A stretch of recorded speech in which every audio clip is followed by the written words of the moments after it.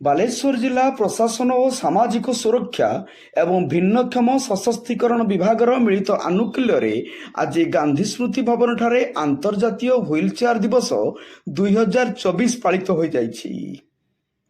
ଭିନ୍ନକ୍ଷମଙ୍କ ଅନ୍ତର୍ଭୁକ୍ତି, ଅଭିଜ୍ଞତା ଓ ସଶକ୍ତିକରଣକୁ ପ୍ରୋତ୍ସାହନ ଦେବା ପାଇଁ ଆୟୋଜିତ ଏହି ସମାରୋହରେ ମୁଖ୍ୟ ଅତିଥି ଭାବେ ଅତିରିକ୍ତ ଜିଲ୍ଲାପାଳ ଶ୍ରୀ ସୁଧାକର ନାୟକ ଯୋଗ ଦେଇଥିବା ବେଳେ ଜିଲ୍ଲା ସାମାଜିକ ସୁରକ୍ଷା ଅଧିକାରୀ ଶ୍ରୀ କୃଷ୍ଣଚନ୍ଦ୍ର ବେହେରା ଓ ଭାରପ୍ରାପ୍ତ ଜିଲ୍ଲା ସୂଚନା ଓ ଲୋକସମ୍ପର୍କ ଅଧିକାରିଣୀ ସୁଶ୍ରୀ ଐଶ୍ୱର୍ଯ୍ୟା ସାମନ୍ତ ପ୍ରମୁଖ ମଞ୍ଚାସୀନ ଥିଲେ।